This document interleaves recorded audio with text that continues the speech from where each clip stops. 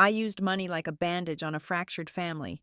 For 4 years, every Friday at 6:30 a.m., I transferred exactly $650, like some ritual of penance, at my Harvard graduation. The two front row seats reserved for my parents stayed empty, staring back at me. When I called, the reply was ice. "You are nothing to us." That night, I didn't cry. I started cutting the cord. My name is Madison Rasmussen, and I am 27 years old. Today, I am graduating from Harvard with a master's degree in behavioral psychology, and today, I am an orphan, not by acts of God, but by acts of choice, their choice. The morning air over Harvard Yard was thick with a specific kind of magic, a potent mix of damp earth, old stone, and the metallic tang of thousands of folding chairs.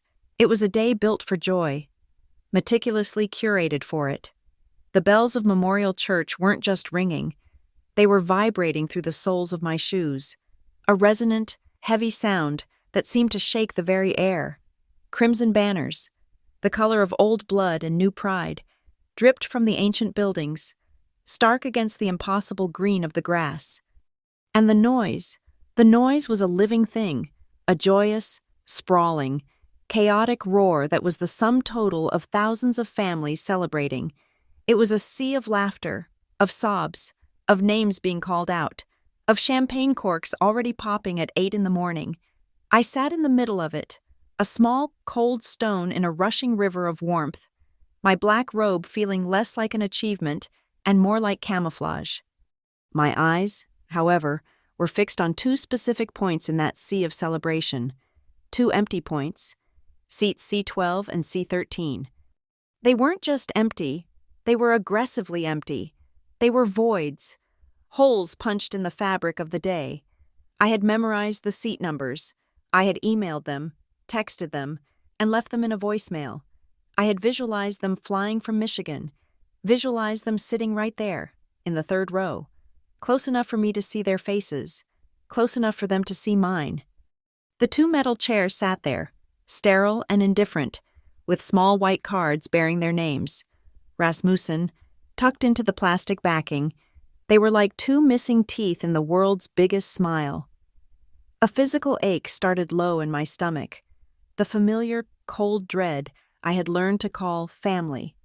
On the lapel of my robe, my fingers found the flower. It was a single, perfect crimson carnation. I had bought it the day before. I'd pinned it myself that morning, my hands shaking so slightly I barely registered it. The pin pricked my thumb, and a tiny bead of my own blood welled up before I quickly wiped it away. The flower was my idea, a small, hopeful, pathetic little signal. "So you can spot me in the crowd," I had told them on the phone last week. "I'll be the one with the bright red flower." My father's response had been a non-committal grunt. My mother's was a simple, "That's nice, Maddie." Now, the flower felt like a joke, a beacon for no one, a target. I felt the weight of it, a small, bright mark of my own enduring stupidity. I, who had spent the last 2 years studying the predictable, often irrational patterns of human behavior, was still trapped in the most basic one of all, the child's idiotic hope of being seen by the parents who refused to look. The speeches began. Deans and dignitaries spoke of changing the world, of legacy, of the future. I heard their words as if from underwater. My focus was on the subtle shifts in the crowd, the way the light hit those two empty chairs. The sun rose higher, and the shadows shortened. A program, left on an adjacent seat, was picked up by the wind and skittered across the aisle, coming to rest at the foot of C12. It was as if the day itself was trying to fill the vacuum they had left. Then, the calling of names began, the procession, the long, slow march of achievement. With each name, a new explosion of joy erupted from the crowd. "That's my son!" "We love you, Maria!" Balloons were released, air horns were, somehow, blown, and with each one, the silence from my section grew louder. Rasmussen, Madison, my name. It cut through the air, and for a second, I couldn't move. My legs felt like they were filled with wet sand. But the training of a lifetime, the training of pretending, took over. I stood. I walked. My body knew the motions even as my mind was screaming. I ascended the small set of stairs to the stage. The wood was solid beneath my feet. I could feel the vibration of the applause, not for me specifically, but for the event of me, the next person in line. I looked out, just for a fraction of a second, toward C12 and C13, still empty. Of course they were still empty. I turned to the dean. I smiled. It was the best smile I had. It was the one I reserved for funding presentations and difficult colleagues.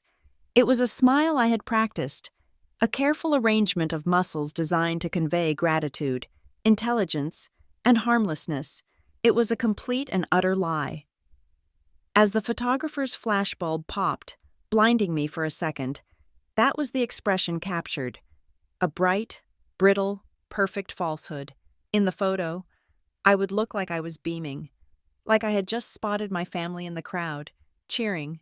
I was, in that moment, pretending I saw them. I shook the dean's hand. He said something I didn't hear. I accepted the heavy, crimson-bound folder that held not my actual diploma, but the symbol of it. I walked off the stage. As I descended the stairs, the adrenaline that had propelled me across the stage evaporated, leaving me shaky and cold. I found my seat, the black fabric of my robe suddenly stifling. The rest of the ceremony passed in a blur of names that were not mine, and celebrations that were not for me. When the final benediction was given and the crowd surged to its feet, I was swept up in the tide. People were hugging, crying, taking selfies. A hand touched my arm, and I flinched. It was Dr. Aris, my supervisor from the Ellison Institute, the lab where I'd worked more than 40 hours a week to pay for this degree, and for everything else. He was a kind man, with a perpetually worried expression. "Madison, congratulations," he said, his smile genuine. He looked past me, into the crowd. "Are your parents here? I was hoping to finally meet them." The question I had been dreading all morning, the lie came so easily, so smoothly, it sickened me. "They got stuck in traffic," I said, the words tasting like ash. "Just terrible. You know the Pike."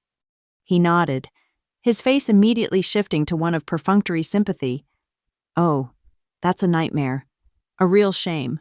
Well, tell them I'm sorry to have missed them. We're all so proud of you at the lab. A brilliant thesis." "Thank you, Dr. Aris. That means a lot." He gave my arm a final pat and was gone, swallowed by his own family. Stuck in traffic. The absurdity of it. They were not stuck in traffic. They were in Michigan, 900 miles away, in the house I paid the mortgage on. They were not stuck. They had simply chosen not to come. I moved with the crowd, a piece of driftwood, letting it carry me toward the gates. I needed to be alone. I needed to call them. I needed to hear the reason. Even though I already knew it, the reason was always the same. I found a quiet alcove near the iron fence of the yard. The cheers and laughter already softening to a dull roar. I pulled out my phone. The screen was bright, and I had 3 unread text messages. One from my friend Sarah, full of exclamation points and heart emojis. One from Ben, my younger brother. Just 3 words. "You did it." And one from my mother. It had arrived 20 minutes ago, right as I was walking across the stage. My stomach knotted. I opened it. "Notify us when you've sent this week's..." Not, "Congratulations." Not, "We are so proud of you." Not, "We are so sorry we missed it." "Notify us when you've sent this week's..." It was a statement, not a question, a reminder, a bill, a statement of fact. You owe us. This degree, this day, this life you have. It is on loan, and the payment is due. Every Friday, $650. I stared at the words until they blurred. The phone felt impossibly heavy in my hand. I could feel the dampness of the grass seeping through the thin soles of my dress shoes. The bells had stopped ringing. In the silence, I could hear my own breathing, shallow and fast. The behavioral analysis was clinical and precise. They had conditioned me perfectly. Achievement was the stimulus. The demand for money was the response. For 4 years, every academic victory, every fellowship, every published paper had been met not with praise, but with a new, urgent financial crisis. The operant conditioning was flawless. Madison succeeds. Parents get paid. But this time, they had miscalculated. They had pushed the lever too hard. My thumb, the one I had pricked on the flower pin, hovered over her name. I didn't want to text. I wanted to hear a voice. I needed to hear the lie, or the excuse, or the anger. I needed the final data point. I pressed call on my father's contact. It rang 3 times. He picked up. Yeah? His voice was gruff. Background noise on a television, probably a game show. Dad? My own voice sounded small, like a child's. Madison, what's up? It was not a question. It was a dismissal. I graduated today. Dad, the ceremony was this morning. A pause. The sound of the game show grew louder. Someone winning a refrigerator. And? You expect a medal? The coldness of it, the flat, hard indifference, was sharper than any anger. You said you were coming, I whispered, hating the weakness in my own voice. You and Mom, I had seats for you, front row. Don't be dramatic, he snapped. Things come up. Your mother wasn't feeling well. You weren't stuck in traffic. It was a stupid thing to say. Stuck in... What? What are you talking about? We're not coming. Madison, we told you things were tight. I sent the travel money 2 weeks ago, I said, my voice gaining a desperate, pleading edge. Separate from the $650, I sent an extra $1,000 for the plane tickets, for the hotel. Another pause, longer this time. I heard him sigh, an exasperated, put-upon sound that had been the soundtrack to my entire childhood, the sound of a man deeply inconvenienced by the existence of his daughter. Listen, he said, his voice dropping to a low, cold monotone, the voice he used when he was about to deliver a verdict. I don't know what you want from us. You went off to your fancy school, living your fancy life. You think you're better than us. We get it. That's not... I just wanted you to be here, for my graduation. Why? He shot back. So you could show us off? Show your rich friends your embarrassing old parents? We paid for you for 18 years. You're doing this on your own, remember? That was the deal. The deal? I was shaking now, a violent internal tremor. The deal was I'd help out, and I pay for this house, I pay for your car, I pay for your... And you think that buys you something? His voice was rising, the ice cracking to reveal the raw resentment beneath. You think you can buy us? You think that $650 a week makes you the boss? No, I wanted you to be proud. He laughed, a short, sharp, ugly bark, and then he said the words that would sever the last thread. Proud? Of what? You are nothing to us. Madison, do you understand me? Nothing. You're a paycheck. You're an ATM. You are not our daughter. Not anymore. Nothing. The word just hung in the air between Michigan and Massachusetts. It was a perfect sociological vacuum, sucking all the air from my lungs, all the heat from my body. I had no response. My entire education in human behavior, in language, in psychology, and I had nothing. There was no theory for this. There was no textbook chapter on this specific, annihilating cold. I heard the sound of the game show buzzer, a long, obnoxious, wrong answer sound, and then I heard the click. He had hung up. The click. It was so small, so mundane, a tiny, mechanical noise that had just ended 4 years of delusion. 27 years of trying. It was the sound of a lock tumbling into place, the sound of a door being finalized. My hand was shaking so hard the phone slipped. I fumbled it. My master's degree folder still clutched in my other arm, and the phone clattered to the stone pathway. I didn't bend to pick it up. My body finally registered the shock. My knees buckled. I leaned against the cold iron of the Johnston gate. the metal biting into my back through the thin robe. My breath was coming in ragged, silent gasps. The crimson flower on my lapel, the one I had pinned with so much stupid hope, had come loose. It slipped from the fabric of my robe, tumbled down my front, and landed on the damp grass by my feet. A single, bloody spot on the green. I could smell the grass, crushed and wet. I could smell the distant, sweet, sickly scent of someone else's champagne. I looked at the flower. I looked at my phone, face down on the stone. You are nothing to us. A strange, cold calm settled over me. It was the eye of the storm, the moment after the impact, before the debris starts to fall. He was wrong. I wasn't nothing. I was a paycheck. I was an ATM. And the thing about ATMs is that they can be shut down. I slowly bent down, my joints stiff. I picked up my phone. The screen wasn't cracked. It was still lit up. My mother's text message glowing. Notify us when you've sent this week's. I stood up. I took a deep, shuddering breath. The air was cool and clean. I turned my back to the yard, to the celebration I was no longer part of. I clutched the heavy, empty folder to my chest. I looked at the red flower on the ground one last time, and then I stepped over it.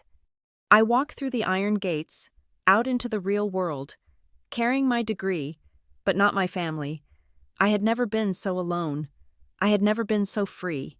The ritual was mechanical, divorced from any emotion except a dull, ambient anxiety. For 4 years, I performed it.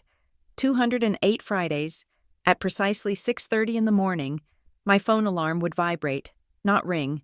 I didn't want my roommate to ever ask what I was doing up so early every single Friday. I would slide my hand out from under the covers, the pre-dawn Cambridge air always cold, and silence the vibration.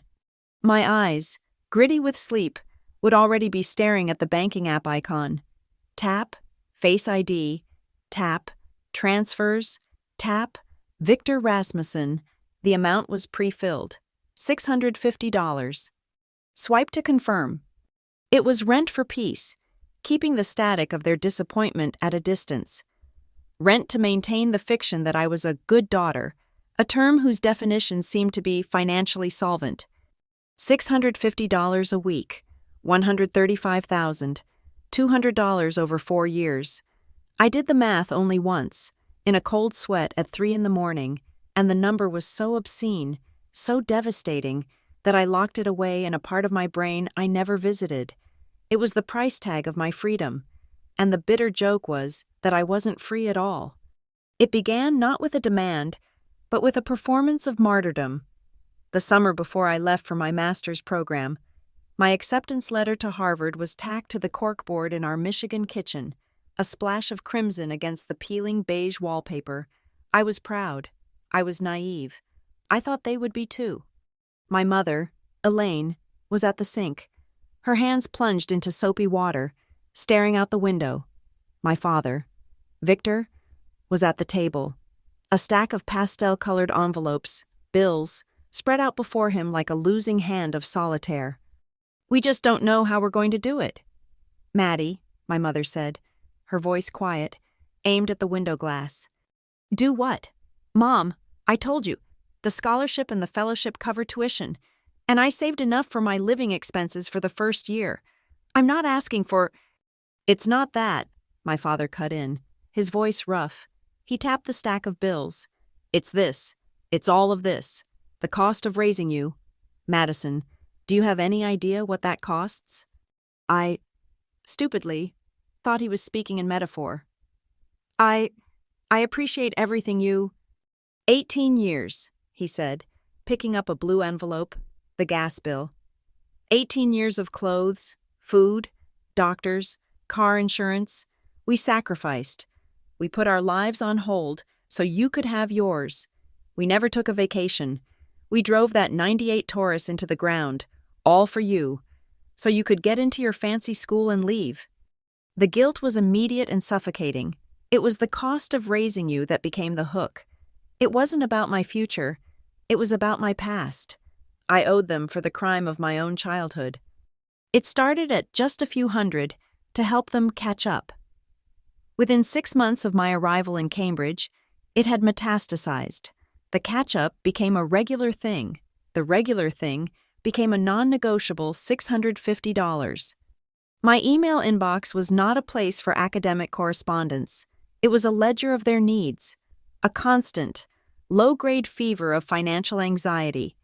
The messages arrived like clockwork, usually on a Wednesday, to prep me for the Friday transfer. They were masterpieces of passive aggression, always appended with a weaponized "love you." "Hi, honey. Hope your classes are going well. Just a warning. The electric bill was astronomical this month. Must be the old wiring. And your father's new blood pressure medication isn't covered by the plan. It's just criminal what they charge. Anyway, stay warm. Love you." Maddie, the washing machine finally gave up. Water all over the basement floor. Your father's back is in spasms, so he can't possibly clean it up. I guess I'll have to manage. Love you. The property taxes are due. We're short. Love you. That "love you" was the twist of the knife. It was a receipt, not an affection. It was the period at the end of an invoice. It meant, "We have successfully stated our need. Your obligation is now active. Fulfill it, and you will continue to be loved." To fund this obligation, I worked. I didn't just study. I worked like a machine. I was a research assistant at the Ellison Institute for Behavioral Research, a fictional name for a very real, very demanding job. My position was supposed to be 20 hours a week, a complement to my studies. I clocked over 40, consistently. I took every overnight data monitoring shift. I volunteered for every tedious transcription project. I was the first one in, the last one out. My colleagues and my supervisor, Dr. Aris, thought I was a prodigy of ambition. "Your dedication is remarkable, Madison," he'd say, his eyes crinkling with approval. "You're going to go far." I would just smile, my stomach hollow. I wasn't dedicated. I was desperate. I wasn't working toward a future. I was working to pay off the past, a debt that, I was beginning to realize, would never be cleared. My work ethic wasn't ambition. It was panic. Every extra hour was another few dollars that kept the wolves, my parents' disappointment, from the door. I sacrificed everything for the ritual. In my second year, I was invited to present a paper at a major behavioral science symposium in Chicago. It was a huge opportunity. Dr. Aris had already approved the travel funds. The problem? The symposium ran from a Wednesday to a Friday. The Friday, transfer day. Worse, it was the third week of the month, which I knew from their coded emails was when the mortgage payment was due. My transfer couldn't be a day late. It couldn't even be a few hours late. The 6:30 a.m. ritual was timed to land before the bank opened, before any auto payments could bounce. I tried to negotiate. "Mom, I have this huge conference. Can I possibly send the money on Tuesday before I leave?" A long, weary sigh down the phone line. "Oh, Maddie, you know your father's check doesn't clear until Thursday. If you send it Tuesday, there's nothing in the account for it to add to. We'll be short for the check we wrote for the gas. It'll bounce. The bank fees. It's a catastrophe." She paused, then delivered the killing blow. "But you go? You go to your important conference. We'll figure something out."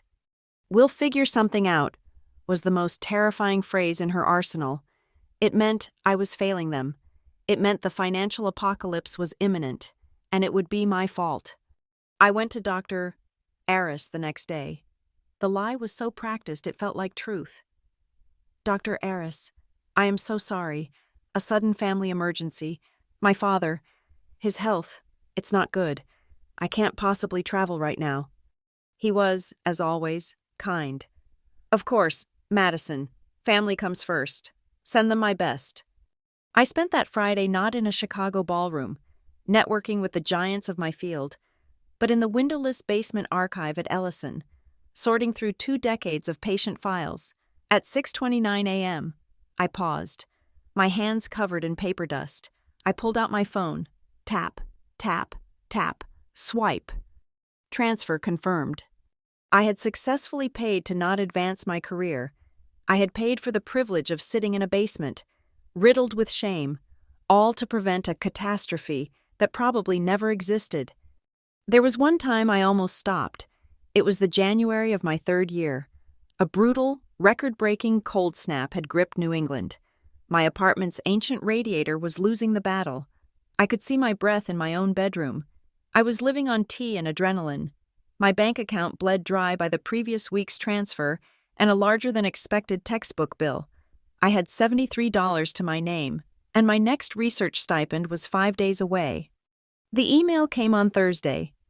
"Maddie, the furnace is making a terrible noise. The repairman says we need a new ignition coil. $400. On top of the usual, we have no heat." I stared at the email. Then I looked at my banking app. $73. I physically could not do it. I would have to use my emergency credit card, the one I'd sworn only to use if I was literally dying. For the first time in 3 years, 6:30 a.m. on Friday came, and I did nothing. I just lay in bed, frozen, my phone dark in my hand. I felt a spike of terror, but also a tiny, unfamiliar spark of rebellion. No, not this time. They are adults. They can call a relative. They can use a credit card. I cannot. At 6:45 a.m., my phone buzzed with a text. My mother. "Madison, are you awake?" I ignored it. At 7 a.m., a call. I let it go to voicemail. At 7:01 a.m., an email appeared. Subject: urgent. "Madison Ann Rasmussen, I don't know what game you're playing. We are sitting here in the cold. The repairman is waiting. Your father is beside himself. He's so stressed. His breathing is getting shallow, and he won't take his medication. Do you want to be responsible for him ending up in the hospital? After everything we have done for you? Don't let your father down. Don't you dare do this to him. Don't let your father down." The rebellion shattered. The shame that flooded me was so total, so corrosive. It made me sick. I was a monster. I was a failure. My father was clutching his chest in a freezing house. All because I wanted to what? Eat? I fumbled for my wallet, my hands shaking. I typed in the credit card number. I paid the exorbitant cash advance fee. I sent the money, $1,050. A minute later, a text. "Got it. Thank God. Love you." I threw the phone across the room and finally, for the first time that year, I wept. My life became a fortress of lies. I avoided all social invitations. "Want to grab dinner, Maddie?" "Sorry, I'm budgeting." "A movie?" "Budgeting." "A coffee?" "It's $2. "No, really, I have to be strict." They thought I was frugal or a boring workaholic. They didn't know I was indentured. I wasn't budgeting. I was servicing a debt. I was drowning in a private, toxic guilt. My phone was my jailer. The banking app was my daily record of submission. I would scroll through the sent history, a long, green litany of my own weakness. Transfer confirmed. $650. Transfer confirmed. $650. Transfer confirmed. $1,050. Transfer confirmed. $650. It was the rhythm of my life, the digital proof of my servitude. I, Madison Rasmussen, student of behavioral psychology, knew exactly what this was. I could have written a thesis on it. It was coercive control. It was a variable ratio reinforcement schedule, with the love you as the unpredictable reward. It was the systematic erosion of my autonomy. I understood, in the cold, academic part of my brain, that love does not send invoices. Love does not demand payment for childhood. Love does not threaten a heart attack when a wire transfer is 30 minutes late. I knew all of this, and still, every Friday, my fingers would move. My thumb would press send, because the vague, abstract knowledge that this was wrong was no match for the immediate, visceral, and perfectly conditioned terror of what would happen if I stopped. That night, my apartment was so quiet, I could hear the hum of the refrigerator. It was a sound I'd never noticed before, a low mechanical vibration that suddenly felt intrusive, a reminder that the world was still running, even though mine had stopped. I had walked the 3 miles back from the yard, my black robe slung over my arm like a casualty. My diploma, the heavy crimson folder, was on my cheap IKEA coffee table, placed exactly in the center, looking like a prop from someone else's life. I hadn't cried. The phone call with my father had been too clean, too surgical. "You are nothing to us." It wasn't an attack. It was a diagnosis, a clarification. You don't cry when a lab report confirms the data. You just absorb the information and decide what to do next. I had been sitting on my sofa for hours, staring at the diploma. It was 9 p.m. The adrenaline from the ceremony and the subsequent execution was long gone, replaced by a cold, hollow clarity. The air in the apartment felt thin. My phone was on the cushion next to me. Face up, dark. It had been silent since I'd walked through the door. The text from my mother, "Notify us when you've sent this week's," was still the last message. This was Thursday. The ritual was not scheduled for another 9 hours. Friday, at 6:30 a.m. But I knew I couldn't sleep. I couldn't wait. I couldn't let the ritual have the power of the sunrise. This had to be done now, in the dark, while the wound was still open and clean. I picked up the phone. The screen lit up my face. My thumb went to the banking app, the familiar blue icon. Tap. Face ID recognized me. I wondered if I looked different. I felt like my bones had been rearranged. The summary screen opened. My balance, $1,240. My stipend, my lifeblood, and below it, the list of upcoming transactions. There it was. Recurring transfer to Victor Rasmussen. Amount, $650,000. Next transfer, May 25th. The words glowed. Recurring. Active. It wasn't just a transaction. It was a sentence. It was the digital manifestation of my servitude, the line item that proved I was not my own. My thumb moved automatically toward the entry. I tapped it. The details screen opened. All the past transfers were listed below. A long, scrolling history of my compliance. 650, 650, 1,050, 650. And at the bottom of the screen, 2 options: edit and cancel. It was just a word. 6 letters in white. Sans serif font. Cancel. I lifted my thumb and held it hovering over the glass, just above the word. It was just a tap, a movement of less than a millimeter, a tiny electrical impulse from my brain to my thumb. And I could not do it. My hand began to shake, a violent, rattling tremor that had nothing to do with the cold. It was the physical recoil of my own conditioning. My entire nervous system, trained meticulously for 4 years, was screaming in protest. Don't do it. The voices of the past flooded in, louder than the refrigerator's hum. My mother's voice, thin and weary. "It's just a catastrophe. Maddie, we'll figure something out." The furnace repairman, the bounce check, the bank fees. My father's voice, not the cold one from today, but the disappointed one. "Don't let your father down." His shallow breathing, the threat of the hospital. "If you press this, you are a bad daughter. If you press this, you are selfish. If you press this, they will be cold. They will be hungry. They will be sick. If you press this, you are responsible." My thumb was paralyzed, suspended over the button, a proxy for my entire frozen will. I was the student of behavioral psychology, trapped in the Skinner box I had helped them build. I was the rat, hovering over the lever, terrified of the shock that would come if I stopped pressing it for the reward. But what was the reward? The love you text messages? The brief, transactional peace? The privilege of not being yelled at for another week? The memory of the phone call from 8 hours ago pushed through the noise. The final data point. "You are nothing to us. You're a paycheck. An ATM." The voices stopped. The tremor in my hand stilled. He was right. I was an ATM. And this, I realized, was simply the PIN entry to shut the machine down. This wasn't an act of rebellion. It wasn't an act of anger. It was an act of maintenance. The machine was closing for service. You are nothing to us.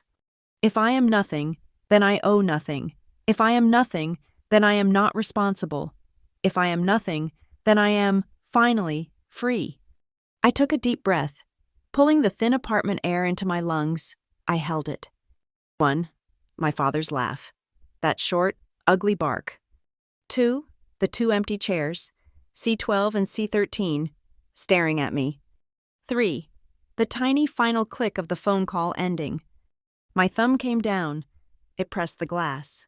Cancel. A confirmation screen appeared. Are you sure you want to cancel this recurring transfer? There was no hesitation now. The dam was broken. I pressed confirm. There was no explosion, no sirens, no bells. There was just a tiny, soft click sound from the phone's speaker. It was the quietest sound I had ever heard. It was the sound of a lock, rusted for years, finally turning. The sound of a chain, link by link, dissolving into dust. The screen refreshed. The entry for Victor Rasmussen was gone. The upcoming transfers list was now empty.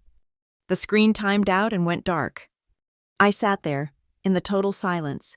My hand was on my lap, my thumb still tingling. I felt nothing, not relief, not joy, not sadness, just a vast, empty, quiet, the anxiety that had lived in my stomach for 4 years, a constant, low-grade nausea, was gone. The space it left behind was huge. My body, unburdened, suddenly felt heavy. I let the phone slide back onto the cushion. And then, a new sound, a high, thin whistle, the kettle. I didn't even remember getting up to fill it. I must have done it on autopilot when I first came in. The whistle built, growing from a hiss to a sharp, demanding scream. It cut through the new, fragile quiet of my apartment. I went into the tiny kitchen and pulled it off the burner. The silence that rushed back in was even deeper. I opened a cabinet. I had a box of mint tea. I pulled out a bag. I poured the boiling water into a mug, the one I'd gotten for free from the Institute. The steam billowed up, smelling sharp and green. It smelled like earth. I carried the mug back to the sofa. I sat. I held the hot ceramic in both hands. I inhaled the mint. This, I thought, was a new ritual. This was the ceremony for what came after. I was taking my first sip, the heat flooding my chest, when the phone on the cushion next to me buzzed. It was so sudden, so violent in the quiet, that I flinched, splashing hot water on my hand. I looked at the screen, a text message. From Mom. The old reflex was instantaneous. My stomach twisted. Adrenaline, sharp and sour, flooded my mouth. The furnace, the hospital. I'm sorry. I'll fix it. The conditioning was deep. I put the mug down. My hand reached for the phone, my thumb already moving to unlock it, to see the damage, to apologize, to fix. I read the preview on the lock screen. We are completely out of food, not even bread. Send $200 tonight. We cannot wait until Friday. I stared at the words, the audacity of it, the sheer, unblinking, transactional coldness. No congratulations. No how are you. Just a new demand, a smaller, more urgent probe from the machine, checking to see if the ATM was still online after the earlier malfunction. Send $200 tonight. The old panic was right there, waiting. My thumb was itching to open the app. It would be so easy. Just a quick transfer. Just to keep the peace. Just to make the terrible, buzzing anxiety stop. Just $200. I looked at the text. I looked at my mug of tea. I heard the click of the confirm cancel button in my memory. I said the word out loud, just to hear it in the empty room. No. It was a whisper. It felt huge. It felt heavier than my diploma. It was a word I had never, in my entire 27 years, been allowed to say to them. I reached for the phone. My thumb did not open the app. It did not type a reply.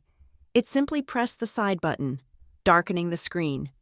Then, I picked up the phone, and with a slow, deliberate movement, I turned it over and placed it face down on the cushion. The buzzing was silenced. The demand was gone. I picked up my tea. It was still hot. I felt a sudden need for air. I went to the window and pushed up the old rattling sash. The May night air rushed in, cool and damp, carrying the faint sounds of the city, of other people's lives. On my desk, taped to the monitor, was a small, yellow sticky note, a relic from my old life. I had written it months ago, during a particularly chaotic week, terrified I would forget the ritual. In my own handwriting, it just said, Friday, 6:50. No, 6:30. My mind was already correcting the memory. Friday, 6:30. I pulled the small square of paper from the monitor. The adhesive made a small ripping sound. I held it in my palm. It was so light, just a scrap of paper. I held it out the open window. I uncurled my fingers. The breeze caught it instantly. Pulling it from my hand, it fluttered, a small yellow square disappearing into the Cambridge dark. I watched it go. I felt nothing, and then I felt something. It wasn't joy, it was just ballast. My feet on the floor, my hands on the windowsill, the air in my lungs. It was the first night of my own life, and I was, finally, graduated. The quiet lasted 3 days. 3 days of my phone facing down on the coffee table. 3 days of drinking mint tea and sleeping for 10-hour stretches. My body finally unclenching from a 4-year-long flinch. On Friday morning, at exactly 6:30 a.m., I had been wide awake. I'd stared at the ceiling, listening to the silence, the absence of the ritual. My thumbs did not tap. My bank account did not shrink. It felt like stepping off a treadmill that had been running my entire adult life. My phone, on the table, began to buzz. A call. I knew who it was. It buzzed for exactly 45 seconds, then stopped. A minute later, a text message. I didn't read it. An hour later, another call. I let it ring. By noon on Friday, I had 6 missed calls and 4 new texts. By Saturday, the calls had turned to voicemails, which my phone transcribed onto my lock screen. Madison, this isn't funny. The bank is calling. Elaine Rasmussen, call me back right now. We are your parents. Madison, I am warning you. I read the transcriptions with a clinical detachment. The panic was escalating. The machine was rattling, demanding to be fed. I simply watched, and I did nothing. On Monday morning, the true counteroffensive began. The extinction burst, as we called it in my studies, the desperate, violent escalation of a behavior when the expected reward is withheld. They had slammed the lever to no avail. Now, they were trying to set the whole laboratory on fire. It arrived not from them, but from my Aunt Clara, in a Facebook message. Madison, I am so ashamed of you. How could you? A link was attached. I tapped it. It took me to my father's Facebook page, which I hadn't looked at in years. And there it was, a video, posted an hour ago. The thumbnail was my mother, her hand over her mouth, her eyes wide and red. The title, Our Harvard Daughter Abandoned Us. My heart, which had been so quiet, began to hammer against my ribs. My hands were suddenly cold. I pressed play. It was 12 minutes long. 12 minutes. It was filmed in their living room, the one I paid for. The lighting was terrible. A single lamp casting long, theatrical shadows. It was a masterpiece of domestic martyrdom. My mother, Elaine, was the star. She sat on the edge of the sofa, a crumpled tissue in her hand, her voice cracking perfectly on cue. We just don't know what to do, she began, dabbing at eyes that were conspicuously dry. We gave her everything, our whole lives.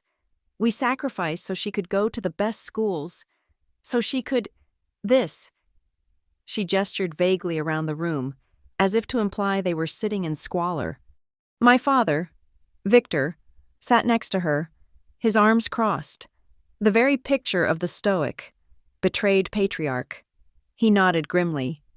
We never asked for anything, he said, his voice a low rumble. We were just so proud. We told everyone, our daughter, at Harvard. We just needed a little help. My mother picked up, her voice dropping. Just to get by. Your father's health, the bills. We didn't want to burden her, but she offered, she insisted. This was the first brilliant lie. It reframed my servitude as their burden. And then, my father said, shaking his head slowly, the graduation, we couldn't afford to go. We told her we couldn't come, and she cut us off, my mother whispered, finally squeezing out a single, glittering tear. Just like that, stopped answering her phone. The bank called about the mortgage. She cut us off completely, because we couldn't go to her fancy party. She's too good for us now. The camera zoomed in on my mother's face as she dissolved into small, practiced sobs. Our daughter, she choked out. She's abandoned us. We're going to lose our home. We have no food. We just want our daughter back. The video ended on a long, lingering shot of my father putting his arm around my mother's shaking shoulders, staring into the camera with a look of profound, righteous sorrow. I sat back, my blood feeling like ice water. It was perfect. It was diabolical. They had hit every note. The sacrifice, the illness, the mortgage, the food. They had painted themselves as humble victims and me as a cold, arrogant, coastal elite, an ungrateful child corrupted by that school. And the world believed them. The comment section was a wildfire of indignation. There were hundreds of comments, shares by the dozen. It was a digital chorus of my entire childhood. Aunt Clara, Elaine and Victor, my heart breaks for you. This is shameful. Madison, I thought we raised you better than this. Your own parents. Pastor Dave. From the Lutheran church, we'd stopped attending a decade ago. Pride cometh before the fall. A Harvard degree is worth nothing if you lose your soul. Praying for your family to heal, and for Madison to find humility. Mrs. Gable, our old neighbor, the one who used to borrow our lawnmower and never return it.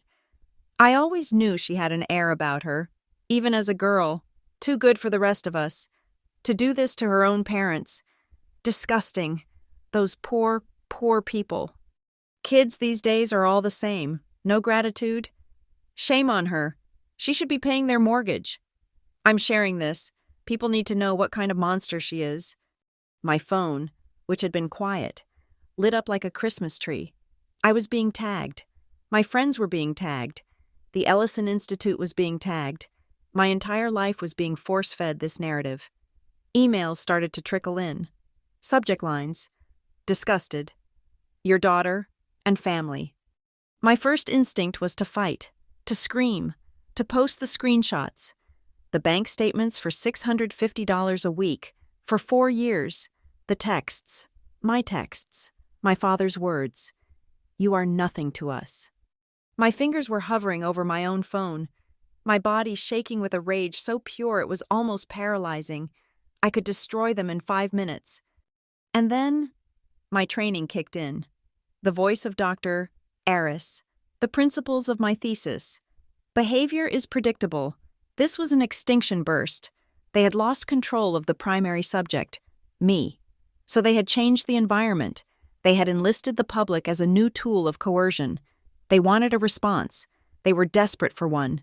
A fight, an apology, a defense. It didn't matter.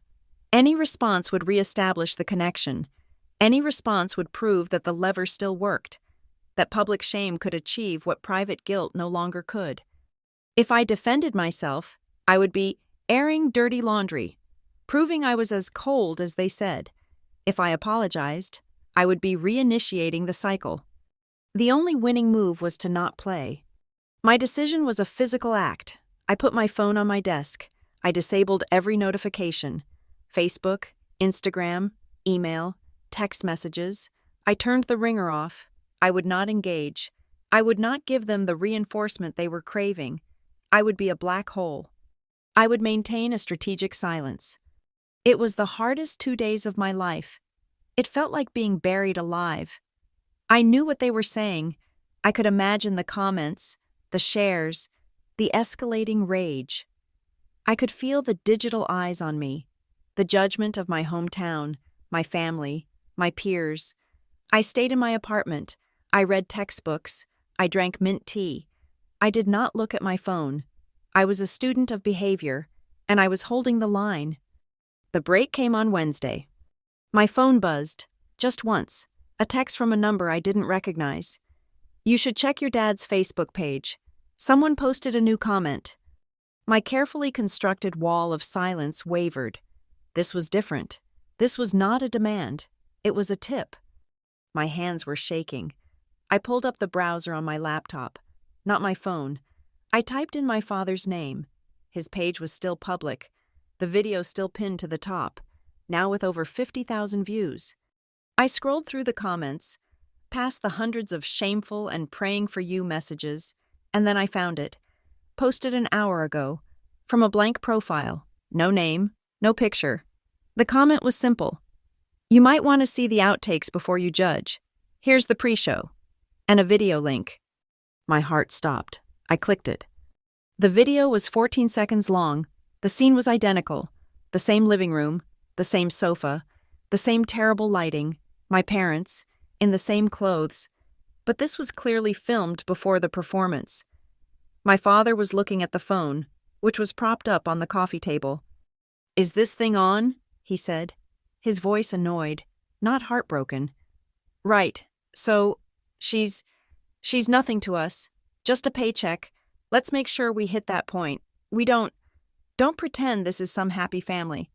My mother, off to the side, hissed at him. Her voice was sharp, managerial. "Victor, stop. That's too harsh. It makes us look bad. Cut that part before we post. We have to look sympathetic." She then walked into frame, patting her hair. "Now, get me the electric bill again," she said. "The one from 2 months ago. I'll hold it up when I talk about the heat." The video ended. I just stared at the screen. I couldn't breathe. It wasn't an outtake. It was a script. It was the how-to guide for their own character assassination. "Cut that part before we post. We have to look sympathetic." I did nothing. I just watched.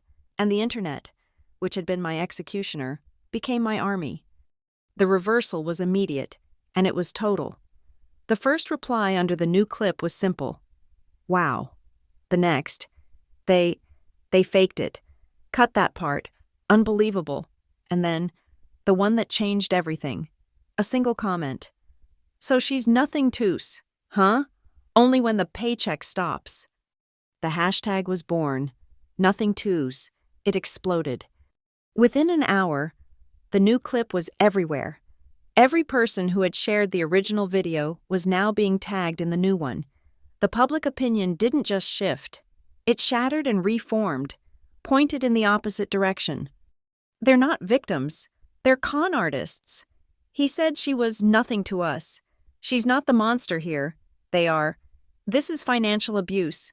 Plain and simple. Nothing to's." The old comments, the ones that had cut me so deep, began to disappear. Aunt Clara's comment, deleted. Pastor Dave's sermon on humility, deleted. Mrs. Gable's post, deleted. Their digital courage evaporated in the face of hard evidence. 2 hours after the 14-second clip had leaked, I went back to my father's page. The original 12-minute video was gone. This post is no longer available. An hour after that, my father's entire profile was locked, visible only to friends. An hour after that, my mother's profile was deactivated completely. They were gone. They had run from the fire they had started. The local online tabloid, which had published a smug article titled, "Local Girl, Harvard Snob, Family Speaks Out," quietly pulled the story. The link now led to a 404 error. Then, the apologies trickled in, not from my family, but from the periphery. A text from an old high school classmate. "Maddie, I just saw the raw clip. I'm so sorry I liked the original post. I had no idea. Your parents are..." An email from a distant cousin. "Hey Mads, saw what happened. Just wanted to say I'm on your side. That was, wow. I didn't reply to any of them. I had done nothing. I had not posted a single word. I had not defended myself. I had not shown a single bank statement. I sat in my quiet apartment, the hum of the refrigerator my only companion. I had been publicly crucified and publicly vindicated, all in the span of 48 hours, without my participation. My parents had built their narrative on a foundation of lies, and someone, I still didn't know who, had handed the world the truth. The truth had been my spokesperson, and it was far more articulate and far more brutal than I could have ever been. The storm of public opinion had passed, leaving a strange, ringing silence in its wake. The digital crucifixion and the equally swift vindication had left me exhausted, but the anger had cooled into a hard, dense resolve. The war was over, but I had a chilling sense that I didn't know why it had been fought. My parents' strategy was clear: public shame, but their desperation felt disproportionate. It felt like more than just the $650. I was sitting in my apartment, now 3 days after the Nothing to Use hashtag had trended and then faded. My phone, no longer a weapon of mass destruction, was quiet. I still didn't know who the anonymous angel was, the one who had posted the 14-second clip, the unknown number from the day before, the one that had tipped me off, had never replied to my cautious thank you. My phone buzzed on the table, a name I hadn't seen in weeks, a name that had only appeared once in this whole mess, with the simple words, "You did it," on graduation day. Ben. My brother. My hand was hesitant. Ben and I, we weren't close. We were separated by 3 years and 1,000 miles of parental triangulation. He was the good one, the easy one. I was the difficult and expensive one. We had been trained, not unkindly, to see each other as competitors for a scarce resource, their conditional approval. The text was short. "Maddie, it was me." My fingers were cold. "It was me." "What?" I typed back. "What was you, Ben?" The reply came instantly. "The clip. The leak. I was the one who posted it. I was the unknown number. We need to talk. Call me." I stared at the words. Ben. My quiet, non-confrontational, go-with-the-flow brother. He had been the one to light the match. I called him. He picked up on the first ring. "Maddie?" His voice was thin, strained. He sounded younger than his 24 years. He was in Chicago, working a grueling entry-level job at an architecture firm. "Ben," I said, my own voice flat. "Tell me what's going on. Tell me everything."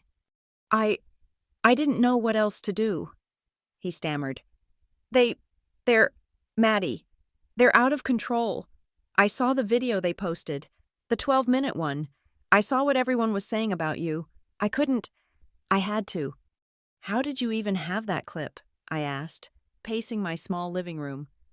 "The 14-second one, the practice one." He took a shaky breath. "I was there. I drove home to Michigan last weekend to see them. They told me to come. They said it was an emergency." "A financial emergency," I guessed. "Yeah, always." He let out a short, bitter laugh. "But it was different this time. They were frantic. They said you were being difficult. They said you'd cut them off." "I did," I said. "I know. But Maddie, they were frantic because they needed me to make up the difference. They wanted me to go from 300 to 500. The world tilted. I stopped pacing. I sat down hard on the edge of my sofa. 300, I repeated, the words feeling thick and strange in my mouth. "Yeah," he said, his voice small. "Ben," I said, my voice dangerously quiet. What 300? There was a long silence on the line. I could hear him breathing. "Maddie, you're not alone in this." He paused. "I'm paying them too. I have been, for 2 years, $300 every single week." I felt physically ill. The room was spinning. $650 from me, $300 from him, $950 a week. That was nearly $4,000 a month. That was $48,000 a year. Tax-free. for the last 2 years, and for the 2 years before that, it was just my 650. My mind, the one trained in data and patterns, was racing, assembling the pieces. Ben, why? I whispered. How? They told me. They told me you were struggling. They said they were still helping you with your rent in Chicago. What? His voice cracked. They told me you had stopped. They told me your scholarship and fellowship at Harvard didn't cover everything, that you were drowning in debt, and that you'd cut them off about 2 years ago. They said you were too proud and angry to ask for help, and that they were worried sick about you. They told you I had stopped? Yeah. Mom cried. She said you were breaking Dad's heart, that his pride was so hurt because you'd abandoned them, and his health was getting worse. She told me I was the only one they could count on, the man of the house now. We were both silent, the 950-mile distance between Cambridge and Chicago collapsing into a single, shared, toxic space.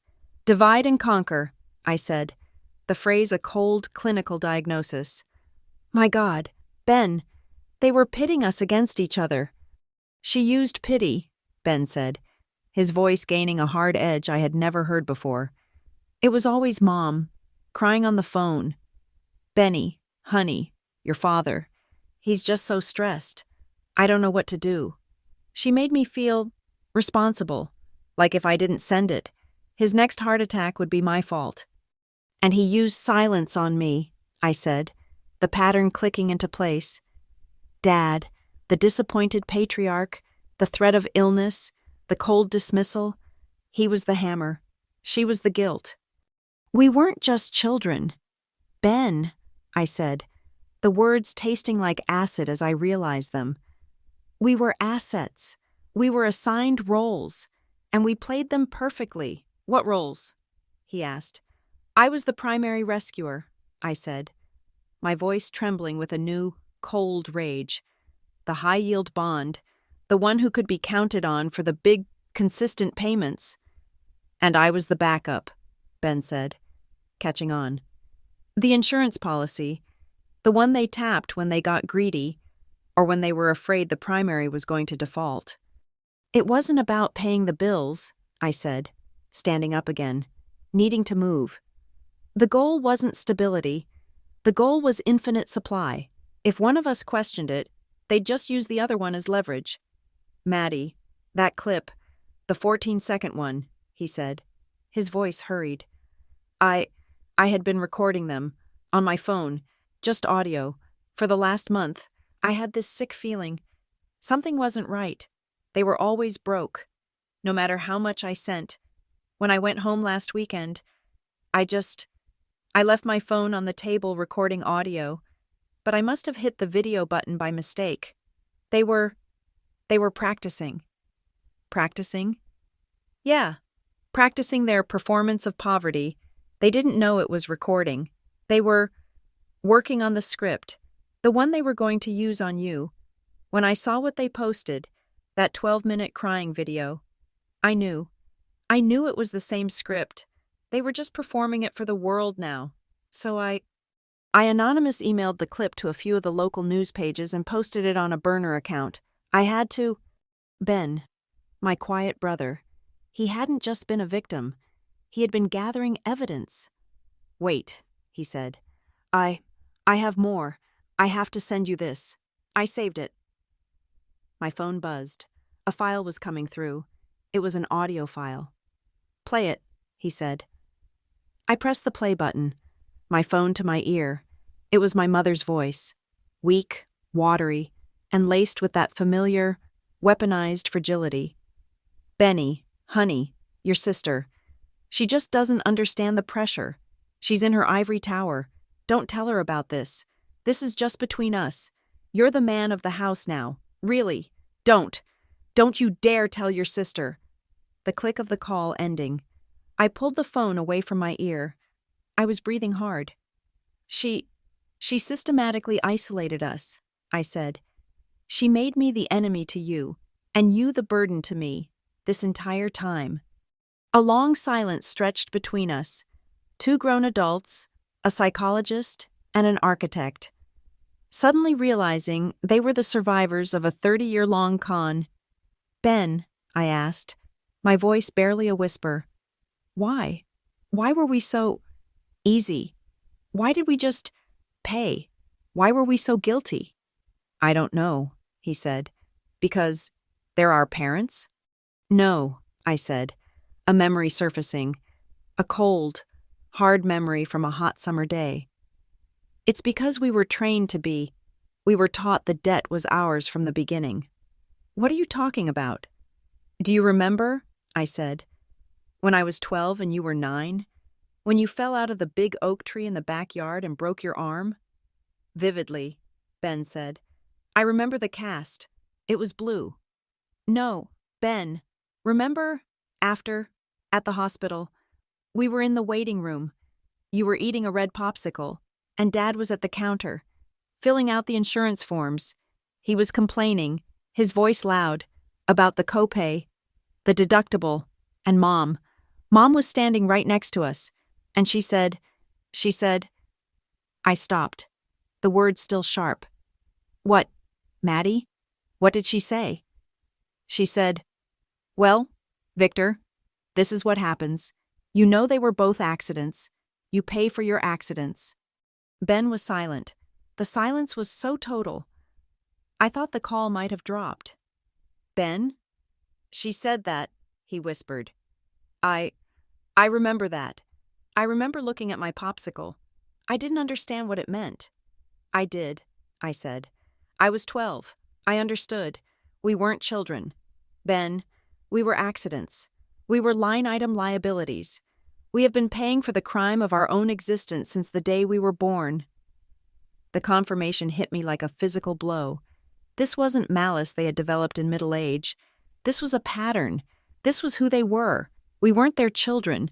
We were their long-term, interest-only loan. "So what now?" Ben's voice was different. The weakness was gone.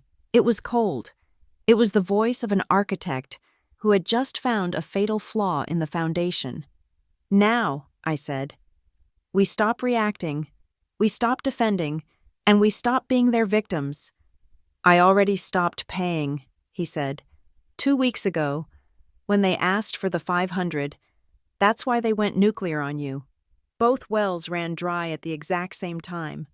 "I figured," I said. "Okay, good. We're on the same page. Now, we create a new channel, a new text thread, encrypted, a shared, secure drive.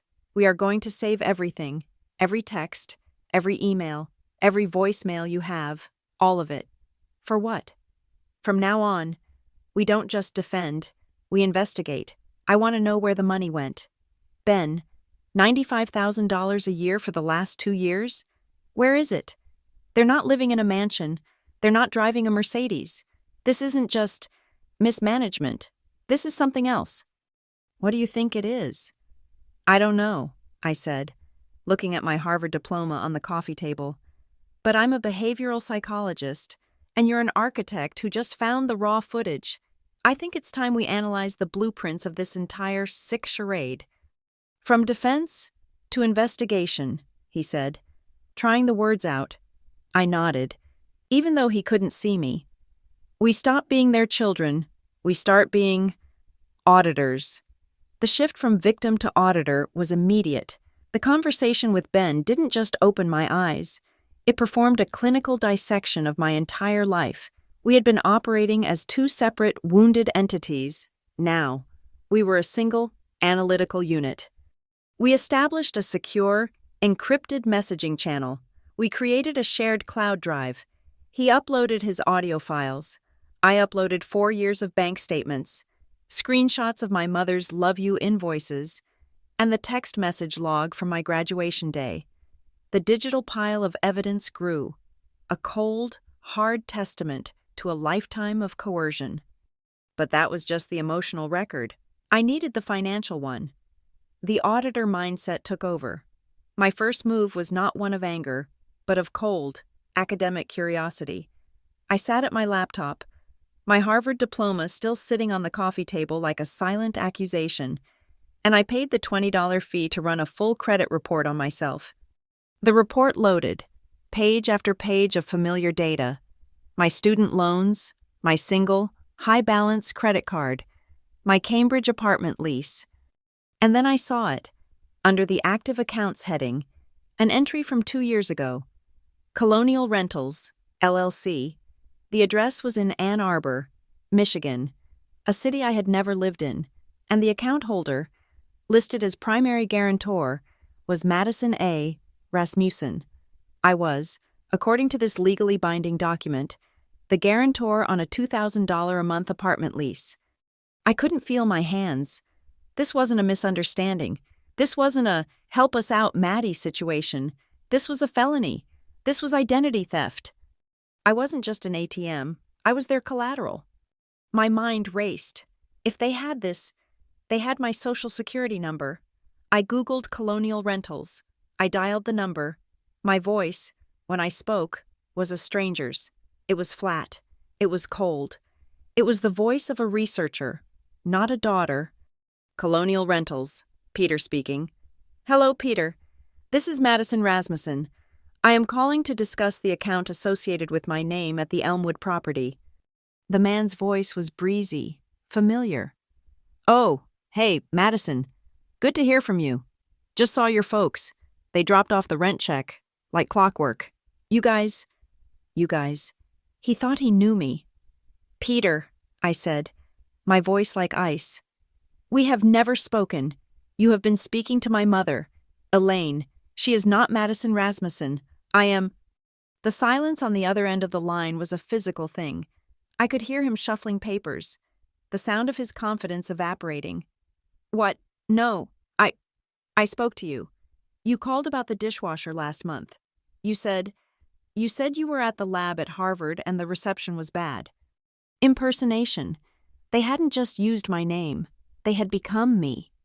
Peter, I said. My parents are your tenants. I am not. They have used my information to fraudulently secure that lease. I am emailing you a copy of my driver's license and a sworn statement. You have 24 hours to remove my name from that lease and all associated financial obligations, or my next call will be to the State Attorney General's office for identity theft. Do you understand me? He stammered a yes. I hung up. This was just the first thread. I pulled on it. If they had the lease, they had the utilities. I went to the Ann Arbor Utility Commission website. Forgot password. I typed in my social security number. My mother's maiden name. I was in. The account was in my name. Electricity, gas, water, the astronomical electric bills my mother had used to guilt me for 4 years. I was the one legally responsible for them. I was paying for them. And then I was sending my parents additional money to pay for them again. I sent a single, frantic text to Ben. It's identity theft, the lease, the utilities. It's all in my name. His reply came 2 minutes later. It was not a text. It was a link. Maddie, it's worse than that. You were their private fund. I just found their public one. The link took me to a local community donation app, one of those small, folksy platforms for bake sales and high school football teams. The campaign was titled, Help Victor Rasmussen Heal. The photo was of my father, looking pale and sick in a hospital bed. I recognized the photo. It was from his gallbladder surgery, 7 years ago. The description, written by my mother, was a masterpiece of pathological fiction. Our family is being tested, it read. My dear husband, Victor, has been diagnosed with a severe chronic condition. The medical bills for his long-term treatments are piling up, and we are drowning. We would never ask, but we are desperate. We just want to keep our home and get Victor the care he needs. Any little bit helps. God bless. I scrolled down. The campaign had been active for 18 months. It had raised $32,000. $32,000 from Pastor Dave, from Mrs. Gable, from dozens of the same people who had, just days ago, called me a monster on Facebook. They were running 2 cons in parallel. The public one, where they were humble victims of fate, and the private one, where they were humble victims of their ungrateful Harvard daughter. This wasn't about a mortgage. This wasn't about getting by. This was greed. Maddie, Ben texted, Look at the dates. They were tapping us for $950 a week, while pulling in almost $2,000 a month from this thing. He's not sick. Ben, I typed, my fingers flying. He has high blood pressure. That's it. There is no long-term treatment. Prove it, he wrote back. He was right. The psychologist was gone. The auditor was gone. Now, I was just the strategist. I called my father's primary care physician. I used the voice my mother had used when she impersonated me, a slightly higher, concerned, daughterly tone. Hi, this is Madison Rasmussen, Victor's daughter. I'm just trying to help Mom and Dad get their calendar organized for his long-term treatments, and she's lost the paperwork. Can you just confirm what hospital network his specialist is in? The receptionist was kind, her voice sympathetic. Oh, of course. Honey, let me pull up his file. Victor Rasmussen. Let's see. I'm not seeing any specialist referrals here. The last hospital visit we have on file for him at all was, goodness, 7 years ago, for a gallbladder removal. I kept my voice light. Oh, that's so strange. Mom was sure, no chronic care appointments at all? No, dear, just his annual physical, which he's overdue for. Is everything all right? Just fine, I said. Thank you so much for your help. I hung up. The fundraiser was a lie. The illness was a lie. My entire life had been a lie. I sat back. I had the fraudulent lease. I had the fraudulent utility bills. I had the fraudulent fundraiser. I had the medical records proving the fraud. I had the audio of my mother ordering Ben to lie. I had the video of my father scripting his own victimhood. This was no longer a family drama. This was a criminal case. I was a broke graduate student. I couldn't afford a high-powered lawyer, but I was a Harvard student. I used the university's legal aid services. I was referred to a program for victims of domestic financial abuse. They assigned my case to a pro bono lawyer at a downtown firm, Brooke and Lyle. Her name was Anya Sharma. She was my age, and she looked like she ate data for breakfast. I didn't cry in her office. I didn't talk about my graduation day, or the empty seats, or my feelings. I treated it like a thesis defense.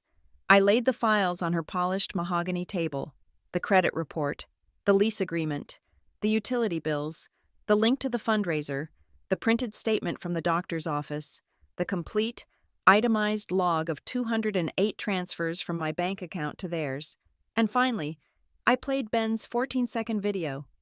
Cut that part before we post. Anya watched. She listened. She read. She did not say a word for 10 full minutes. Finally, she steepled her fingers and looked at me. Ms. Rasmussen, she said, her voice quiet. This is one of the most comprehensive patterns of coercion and overt fraud I have ever seen. You have done 90% of my work for me. What's the next 10%? I asked. We terminate their access to you in every conceivable way. Over the next 2 days, Anya Sharma became my shield and my sword. She drafted a letter to Peter at Colonial Rentals. It was not a request. It was a notification of pending litigation. He, predictably, caved in under 30 minutes, emailing a signed release form, absolving me of all responsibility and agreeing to provide a sworn affidavit about the impersonation. He would now be forced to deal with his actual tenants. Victor and Elaine. She filed fraud alerts with all 3 credit bureaus and every utility company in Michigan, locking down my Social Security number.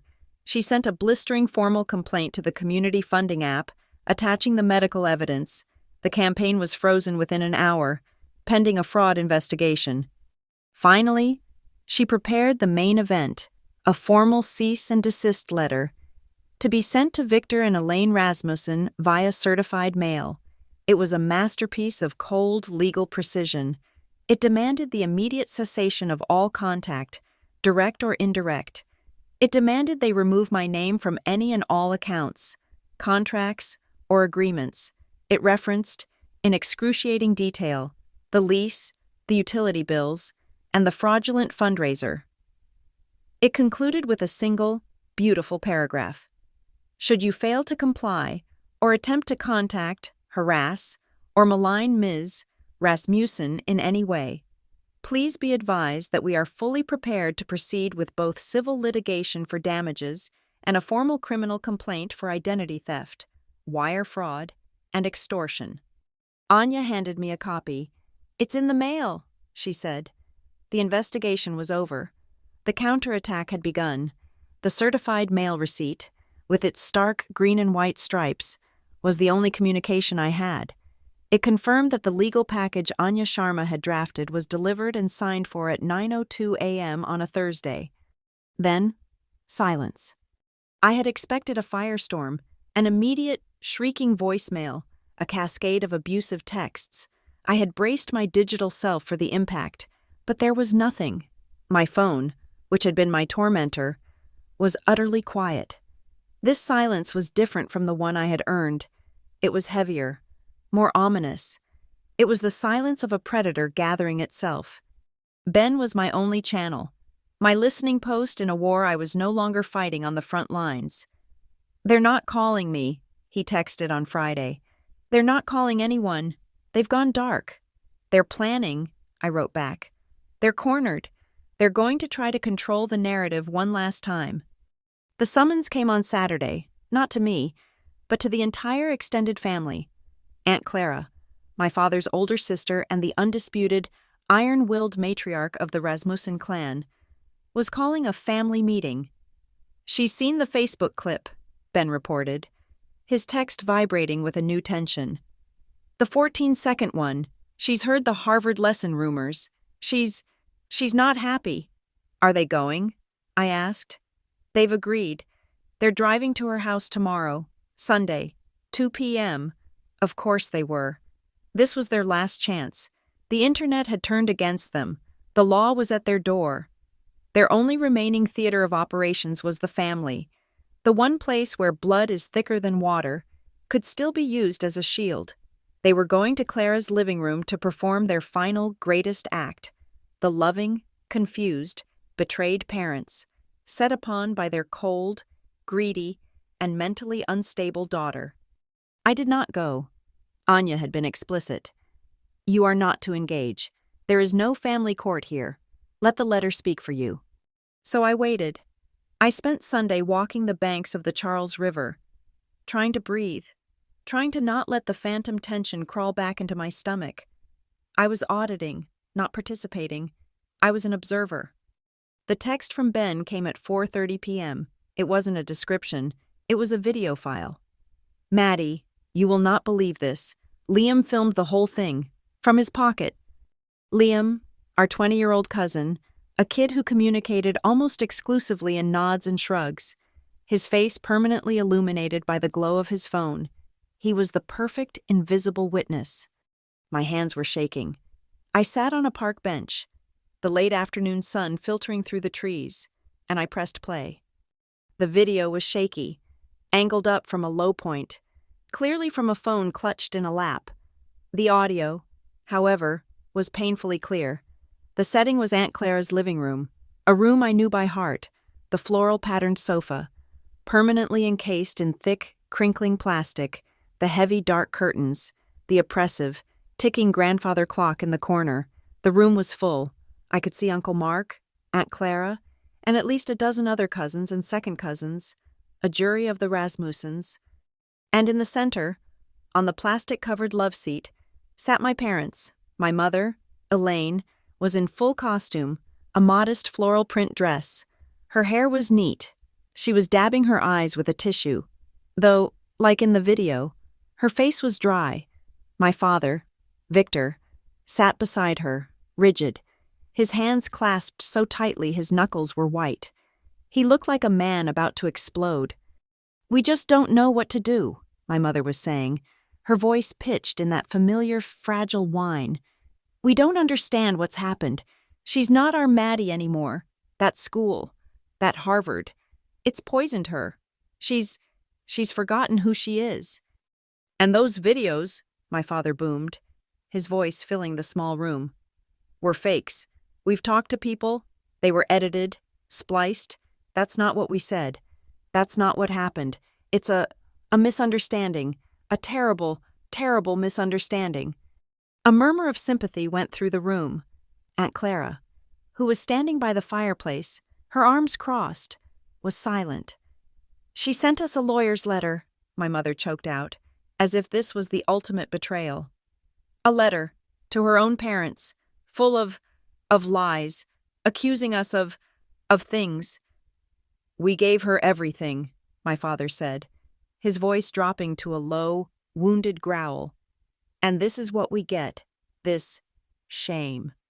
They were good, I had to admit. They were very, very good.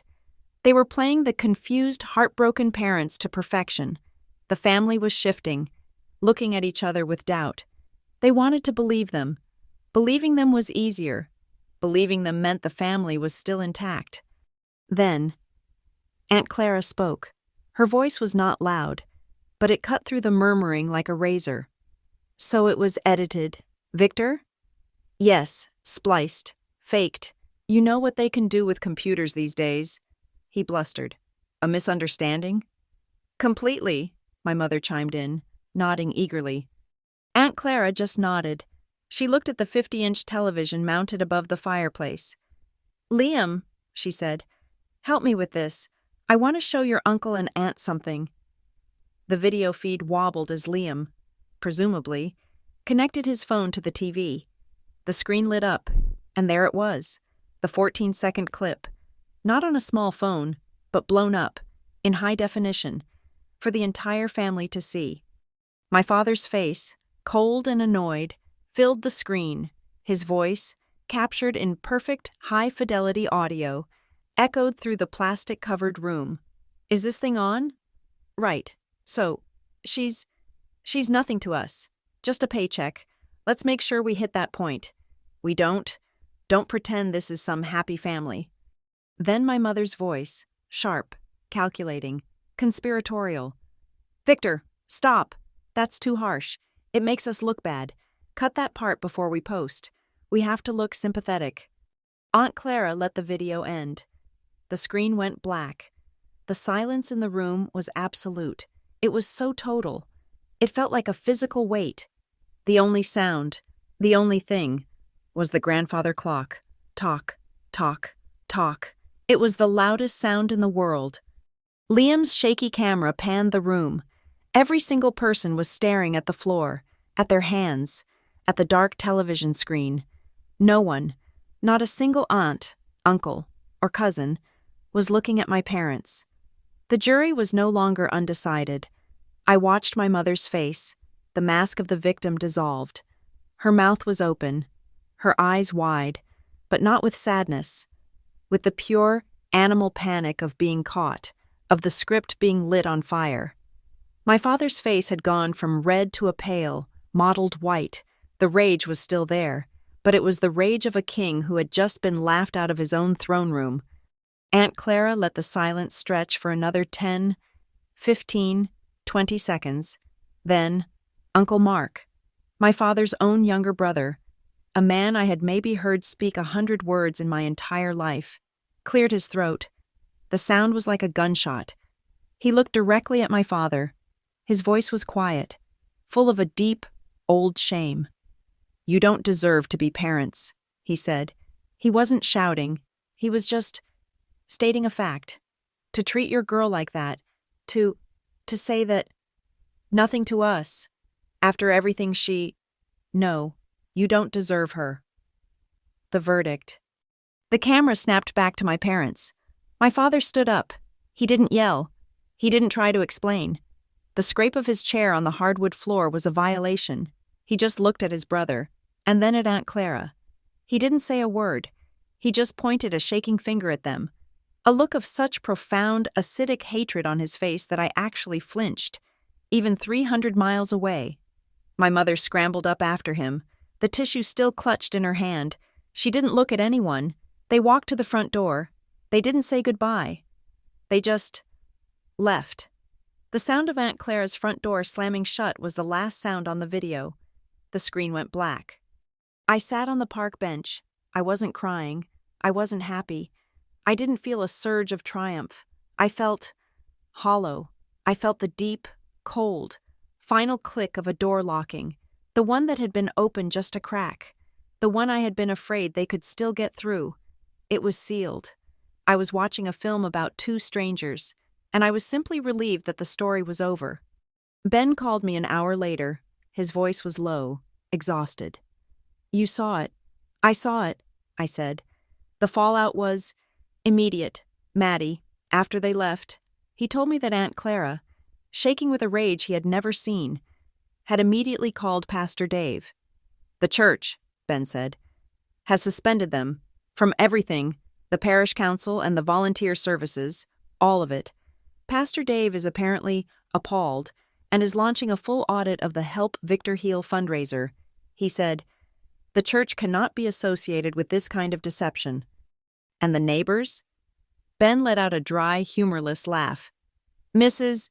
Gable called Aunt Clara, weeping, Maddie, apologizing, saying she'd been duped. The whole neighborhood is in an uproar. The pride of the block, the parents of the Harvard grad, are gone. They're a lesson now. That's the word going around. The Harvard lesson. A cautionary tale. My parents had become a local cautionary tale. I felt a wave of nausea. This was more than I had wanted. I had wanted peace. This felt like total war. Ben, where are they?" There was a pause. "That's the other thing.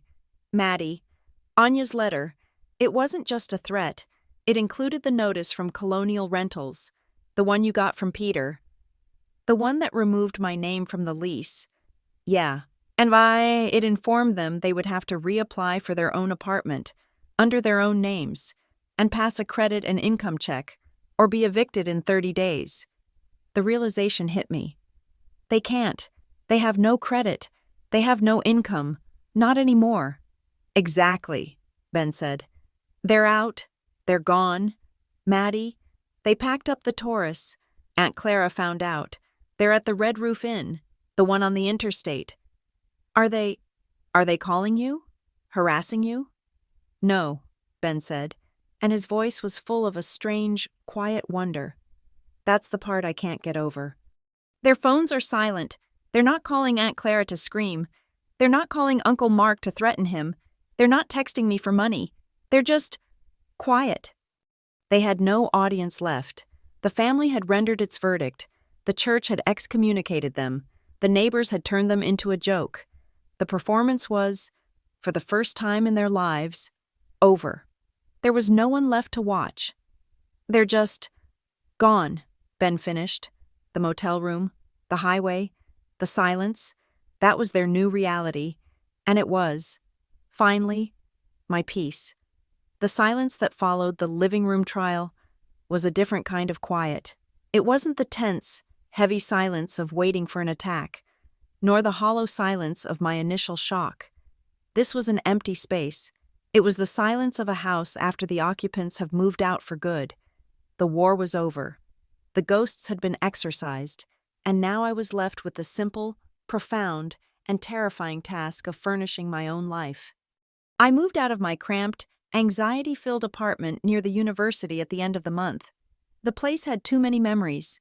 Its very walls were saturated with the shame of my 6:30 a.m. rituals and the cold, hollow night I'd finally pressed cancel. I needed a place that had no history with them. I found a small, one-bedroom apartment in a complex called Riverside Court, further from Cambridge, in a quiet, nondescript neighborhood. It was half the size of my old place, and I adored it. Its defining feature was a single, enormous picture window in the living room that faced east. It was a sun trap. Every morning, the light would pour in, aggressive and gold, and it was impossible to feel hopeless in a room so full of light. This apartment was my own, paid for with money I had earned and, for the first time, money I had kept. I didn't return to the high-pressure world of the Ellison Institute. The thought of 40-plus-hour weeks in a data-driven lab, of that specific kind of ambition, suddenly felt like the same trap, just with a different name. I wanted a change of pace. I took a part-time position as an adjunct lecturer at the Rothmore Extension, the continuing education division of a local college. My class was Introduction to Behavioral Psychology, and it met twice a week, on Tuesday and Thursday evenings. My students were not privileged 20-year-olds. They were adults, they were nurses, accountants, mechanics, and retirees, all trying to understand why people, and themselves, did the things they did. I stood in front of them, under the humming fluorescent lights of a community college classroom, and I found a new, authentic voice. One night, my lesson plan was on learned helplessness, the theory, developed by Martin Seligman, that an organism forced to endure aversive, inescapable stimuli will eventually learn to stop trying to escape, even when escape becomes possible. I taught the clinical definitions. I described the experiments. The core of it, I said, my voice resonating in the small, quiet room, is a belief that your actions do not matter, that you have no control over the outcome. The cage door can be wide open, the shock collar can be deactivated, but the subject, the person, will remain in the cage because the cage has become internalized.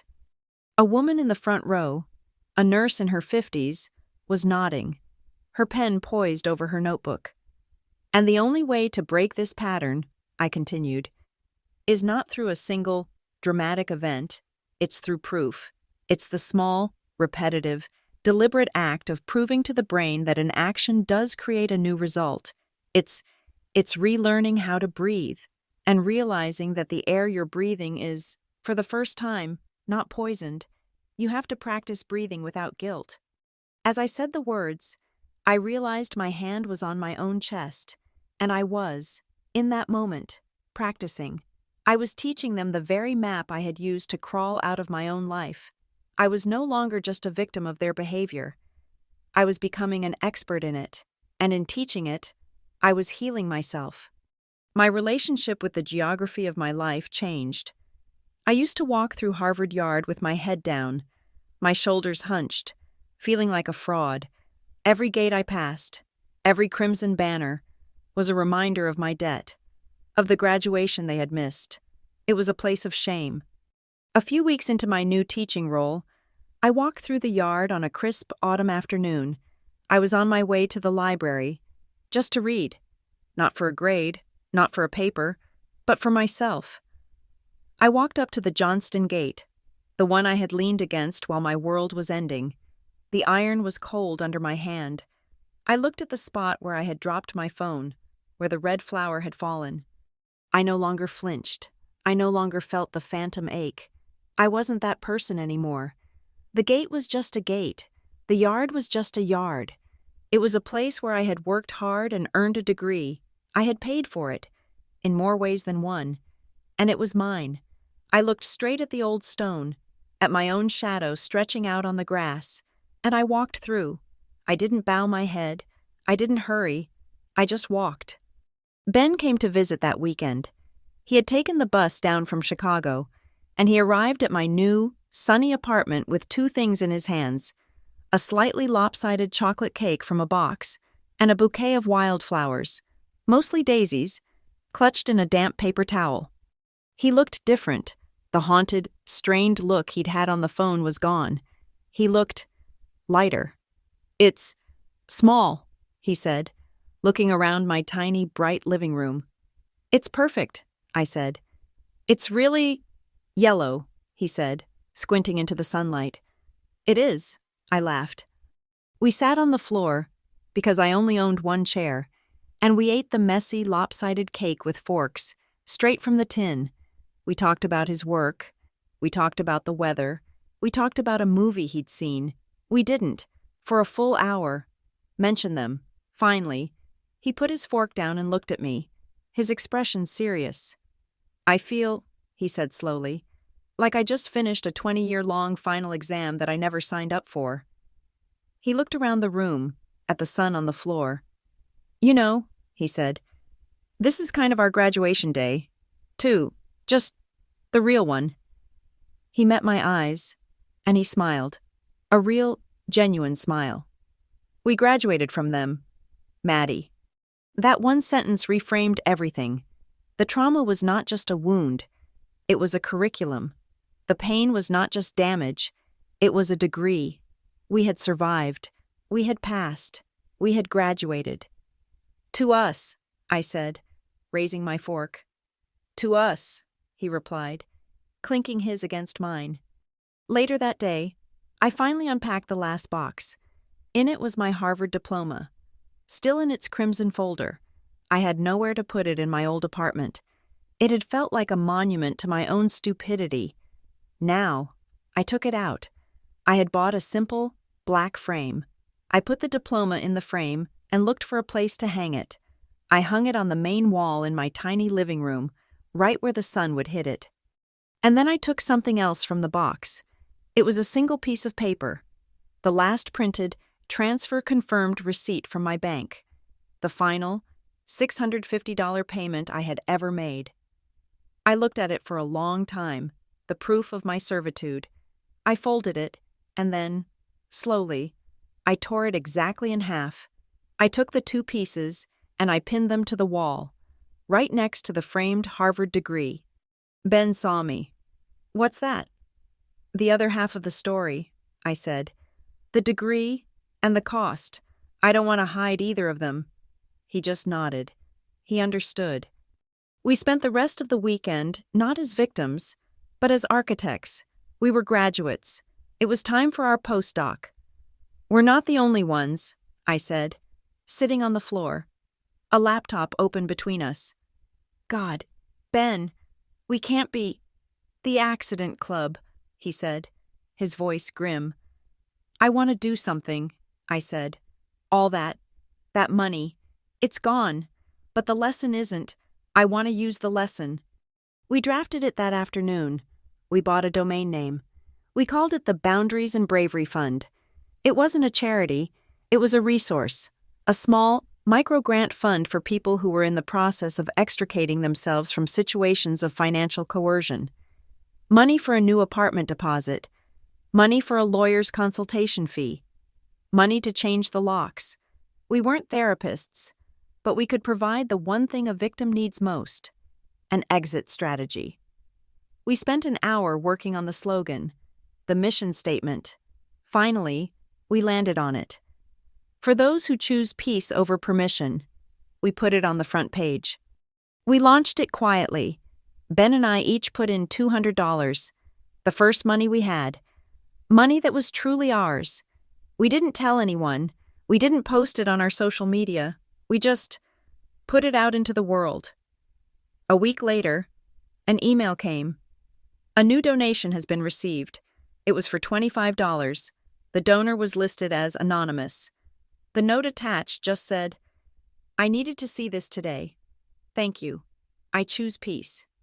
I sat in my sunny apartment, the $25 receipt glowing on my screen, and I finally cried. Not for the past, not for my parents, not for the empty chairs at graduation. I cried because, for the first time, I had clapped, and an echo had come back. I was learning to applaud for myself. I was learning to see my own achievements, not as things to be judged by an audience, but as things I had done. I had survived. I had graduated. I had built a new, small, sunny room, and I was, finally, the only person in the audience, and it was enough. 1 year passed. It passed not in days, but in milestones of reclaimed territory. The first time I bought a new coat without checking my bank account for the 6:30 a.m. transfer. The first full 8-hour night of sleep on a Thursday. The first paycheck from my teaching job at Rothmore that went entirely to me. My rent, my food, my future. My life was quiet, small, and for the first time, entirely my own. The Boundaries and Bravery Fund, run by me and Ben, had grown from that first $25 anonymous donation. We had, over 12 months, funded 3 different new apartment deposits and 1 legal consultation. It was a small, quiet, revolutionary act, performed over email and secure file sharing. I was teaching, I was writing, I was breathing. Then, in April, an email arrived that I almost deleted as spam. The subject line was, "An invitation from the dean. Harvard." They were inviting me, Madison Rasmussen, one of the thousands of graduates from the previous year, to be one of the alumni speakers at a small, pre-commencement reception for the new graduates of the Graduate School of Arts and Sciences. The irony was so thick, I almost laughed. The place of my greatest public humiliation, the yard where I had sat in my robe, staring at two empty chairs, was inviting me back to speak. My first instinct was to say no, to protect the peace I had built. Why walk back into the fire? But the invitation wasn't for the main commencement. It was for a smaller, more intimate gathering of my specific peers, the behavioral psychologists, the sociologists, the philosophers, my people. And I realized, staring at the email, that I was no longer the person who had sat in that chair. I was the person who had survived it. I wrote back. I would be honored. The day of the reception was a perfect, cool May afternoon, almost identical to the one from the year before. The same impossible green grass, the same crimson banners. This time, I was not in a crowd. I was on a small, raised dais, in a roped-off garden behind one of the libraries. There were perhaps 200 people, graduates and their families, drinking lemonade. On the lapel of my jacket, I had pinned a flower, a single, crimson carnation. It wasn't for them. It wasn't a beacon so someone could find me in a crowd. This one was for me. It was a reminder of the person who had walked through the gate, alone, and had not broken. It was a symbol of self-respect. When they called my name, my hands were steady. I walked to the small lectern. I looked out at the faces.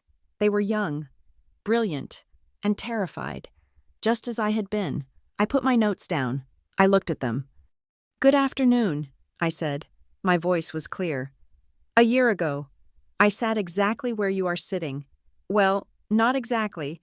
I was in the yard, in a folding chair, and I was preoccupied. I was obsessing, as many of us do on a day of achievement, with the audience. I was consumed with who was watching, who was proud, who had shown up." I paused. The people I had reserved seats for did not come. The audience I had been performing for my entire life, was not there. And in the silence that followed, in the profound, annihilating quiet of their absence, I had to learn to do something I had never, ever been taught to do. I had to learn to applaud for myself. And I want to save you the trouble of learning it as late as I did. I looked at a group of young women in the front row, their faces bright and open. We are taught, especially in a place like this, that our work, our achievements, our very value, is meant to be seen, to be validated. We are taught that love, especially familial love, is a given, a foundation. But I am a behavioral psychologist, and I am here to tell you that some of you are operating from a faulty data set. I leaned forward. Love does not send invoices. Love does not demand payment for the childhood it gave you. Love does not ask you to set yourself on fire to keep it warm. And any person, any system, any love that demands your silence while it is hurting you is not love. It is a debt. It is a transaction, and you are not, and have never been, obligated to pay it. The murmur that went through the small crowd was not one of judgment. It was recognition. I was speaking a truth that every one of them, in some way, already knew. "Your degrees are a testament to your brilliance," I said. "But your boundaries will be a testament to your bravery. This world will demand your time, your energy, your money, and your silence. Your greatest achievement will not be the work you do in a lab or a library. It will be the brave, difficult, and sometimes heartbreaking work of deciding who gets access to you. It will be in building a life, a career, and a family, where you are not paying rent for your own peace of mind. Your peace is not a negotiation. It is your property. You own it. So when you leave here today," I finished, "do not look for the audience. Be the audience. Applaud for yourself. You've earned it." The applause was warm, and it was real, but I wasn't listening to it. I was, for the first time, just listening to my own voice, finishing, and feeling proud. As people mingled, a young woman, her graduate robe still on, her face streaked with fresh tears, approached me. She was clutching her program. I just she stammered. "I just wanted to thank you. I'm I'm supposed to be at a family dinner tonight, and I've been sick all day because I know what's going to happen. My stepfather, he..." She didn't need to finish. I just nodded.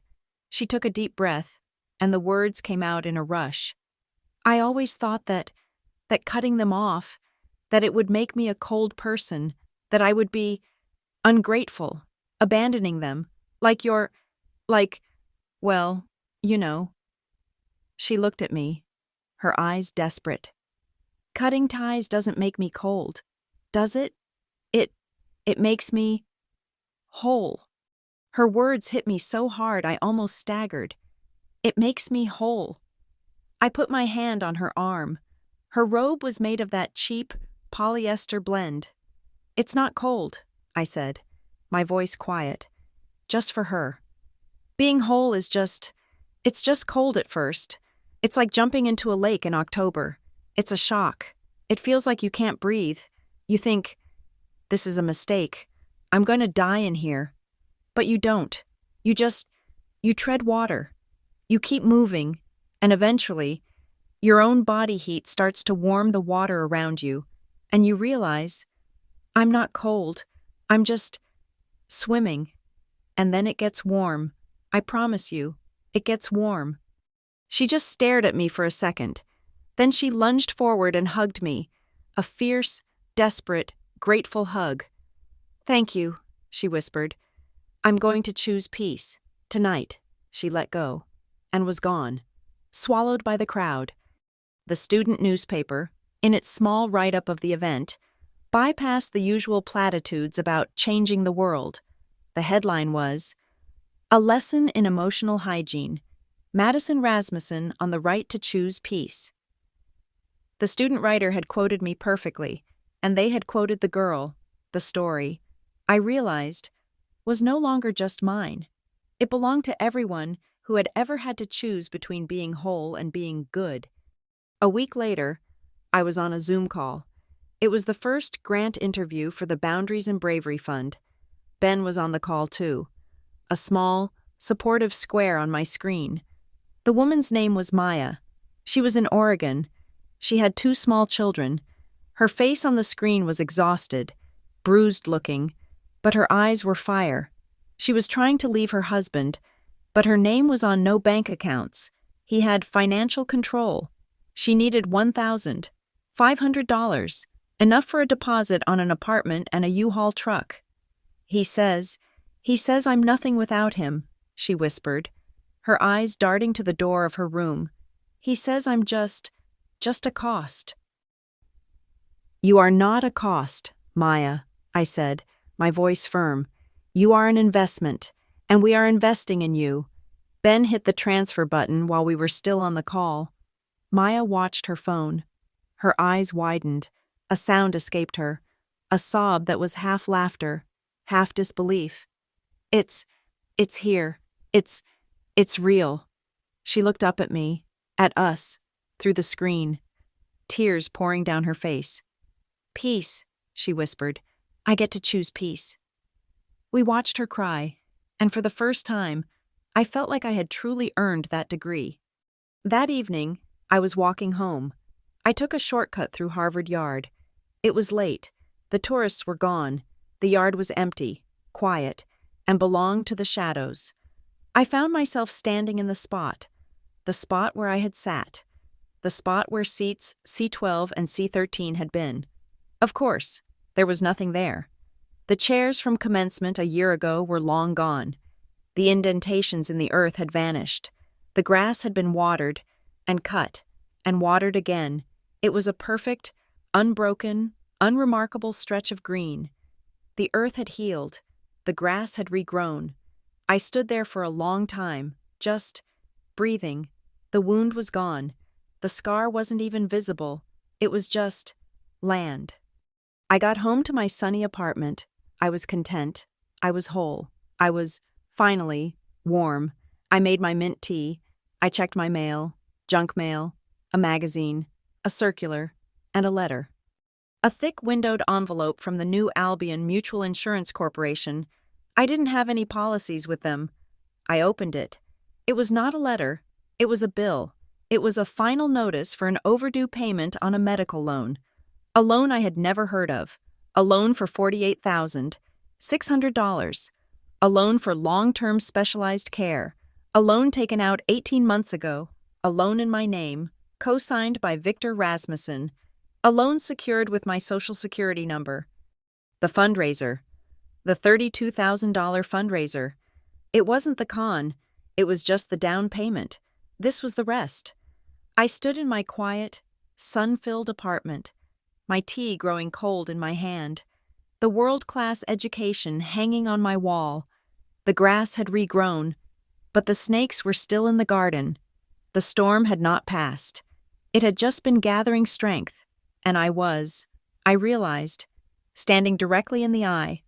The calm I had cultivated was a glass surface, and the letter from New Albion Mutual was a stone dropped straight through it. It wasn't the $48,600 that made my blood run cold, though that number was staggering. It was the final notice. It implied I had ignored all the previous notices, the ones that had surely been sent to their Ann Arbor address, the one I was no longer legally attached to. This was not an escalation. This was the consequence. This was the bomb they had built 18 months ago, set with a long fuse and then abandoned, knowing it would eventually find me. I did not panic. I did not call Ben. I did not cry in my sunny apartment. I put the letter in my bag. I drank my mint tea, and at 9 a.m. the next morning, I was sitting in Anya Sharma's office at Brook and Lyle. I said nothing. I just slid the thick, windowed envelope across her mahogany desk. She read it. Her face, usually a mask of professional calm, tightened. New Albion Mutual, she said. This isn't a small-time medical loan. This is a major insurer. The fundraiser wasn't enough, I said, my voice flat. It was the down payment. This was the rest of the scam. They used your Social Security number, she said. It wasn't a question. They co-signed you, knowing you were the asset, the one with the Harvard Association and the clean credit. The illness is fake, I said. I have the proof, the doctor's statement. Anya shook her head. That's not enough. The fundraiser was one thing. This is a legally binding loan document, co-signed by you, based on medical invoices. The invoices are forged, I said. Prove it. She picked up her phone. This time, she was the one with the cold, clear voice. She wasn't calling a doctor's receptionist. She was calling the hospital listed on the loan application's paperwork, the one New Albion had on file. Yes, she said, her voice sharp. I'm calling on behalf of Madison Rasmussen to verify a patient file. Victor Rasmussen. We are looking for records of long-term specialized treatment. Code 45B, 18 months ago. She listened, her pen tapping a rhythm on her legal pad. No, she said. Not the gallbladder surgery. That was 7 years ago. Yes, I'll hold. She looked at me, her eyes hard. They're checking the inpatient records for the whole hospital network. A minute passed. The clock on her wall was the only sound. Yes, I'm here. Nothing? No record of admission? No record of treatment? No invoices filed? She listened again, and a slow, dangerous smile spread across her face. Thank you. You've been invaluable. She hung up. The hospital on the bill, Anya said, has no record of him, ever, not for this treatment. The invoices they submitted to New Albion were complete fabrications. So we sue them, I said. We don't have to, Anya said. New Albion Mutual will. She explained. This was no longer a family matter. This was wire fraud, insurance fraud, forgery, identity theft. The $48,000 question was, where did the money go? Anya's team, now working with a forensic accountant from the insurance company, traced the loan's disbursement. It had not been paid to a hospital. It had been wired to a single, private checking account, V&E Enterprises. My parents' initials, their personal slush fund. The ultimatum Anya sent this time was not a cease and desist. It was a pre-litigation demand. The terms were simple. Cease all MAO dan, impersonation. Submit to a full financial audit. Return the $32,000 from the fundraiser, and sign a legal confession of fraud to indemnify New Albion Mutual and myself from the $48,000 loan. If they did not respond, we would not just file a civil suit, we would hand the entire beautiful, evidence-packed file to the district attorney. My parents, true to form, did the one thing they knew how to do. They tried to run. They didn't respond to the letter. They checked out of the Red Roof Inn. But New Albion Mutual, an insurance company with assets in the billions, found them in 2 days. The insurance company didn't want a criminal case. It just wanted its money back. It forced them into a binding civil arbitration, a hearing to determine liability. My parents, their assets frozen and their legal options non-existent, were compelled to appear. The hearing was held in a sterile, windowless conference room downtown. It was not a courtroom, but it felt colder. Ben flew in. He sat next to me. We were on one side of a long, polished table. Anya was beside us. On the other side, 30 feet away, sat my parents. They looked gray. The theatrical, martyred victimhood was gone. The rage was gone. They just looked tired, small, and cheap. They were flanked by a legal aid lawyer who looked like he was on his lunch break. The evidence was not emotional. It was a clinical execution. Anya presented the case. She didn't speak of betrayal. She spoke of patterns. Exhibit A, she said, and a screen lit up, a spreadsheet. 208 separate financial transfers from Ms. Rasmussen to the defendants, totaling $135,200. Exhibit B, the Colonial Rentals lease, secured using Ms. Rasmussen's identity without her knowledge. Exhibit C, the audio recording. My mother's voice filled the room. Don't you dare tell your sister. Exhibit D, the video. The 14-second clip. The room watched my father, on a large screen, say, "She's nothing to us, just a paycheck." Their legal aid lawyer just put his face in his hands. Then, the first surprise, Anya called a witness, a representative from the community care fundraising platform. He was a young man in an ill-fitting suit, and he had brought the admin logs. The campaign's description was altered. 6 times, he read, his voice nervous. It began as, "Help Victor with medical bills." On May 3rd, it was edited to, "Help Victor with his chronic pain treatment." On May 20th, it was edited to, "Help Victor with his long-term specialized care." The edits, he added, were made to escalate the severity of the illness. "To what end?" Anya asked. "To match the invoices," he whispered, "that were being submitted to the insurance company." The second surprise, Anya called Mrs. Gable, my old neighbor. She was trembling. She was not there to apologize. She was there as a witness for New Albion. "You lived next door to the Rasmussens?" "Yes, for 20 years. Did you see them on or around the day they filmed their abandonment video?" "Yes," she said. "I did." "And what did you observe?" Mrs. Gable looked at my parents. Her shame had finally turned to a cold, hard anger. "I saw Victor. He was fine. He was in the front yard. He was setting up a tripod. He told Elaine she needed to look sadder and mess up her hair before they started rolling." The hearing was over. The arbitrator's decision was swift. It was a total, annihilating defeat.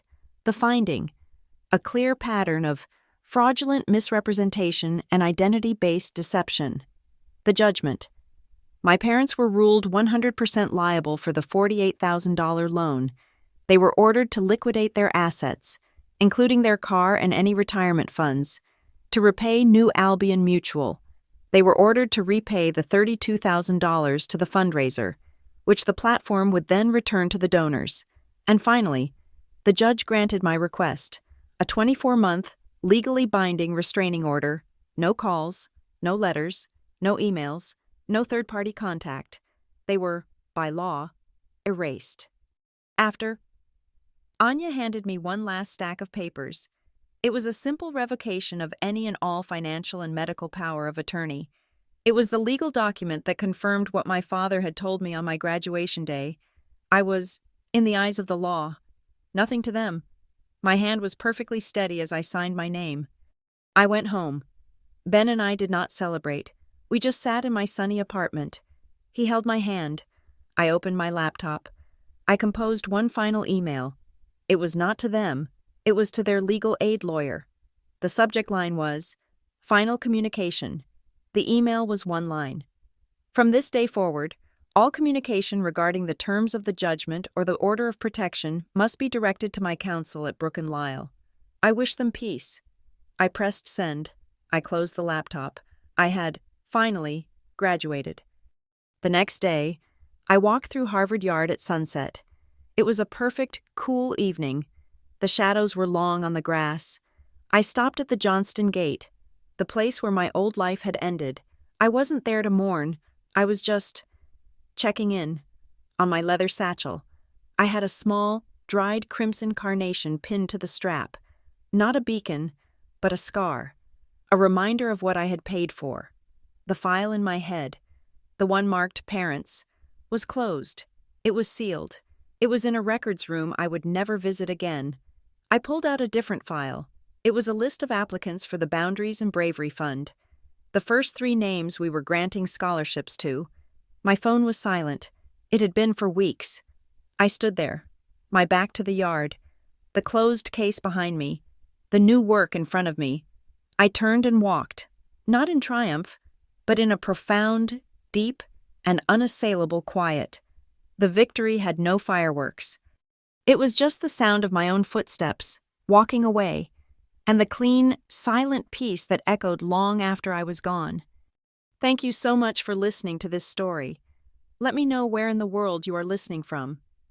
I would love to connect with you in the comments and hear your thoughts. Please subscribe to Lila Revenge Stories, like this video, and consider giving it an extra boost by hitting the hype button to help this story reach more people who need to hear it.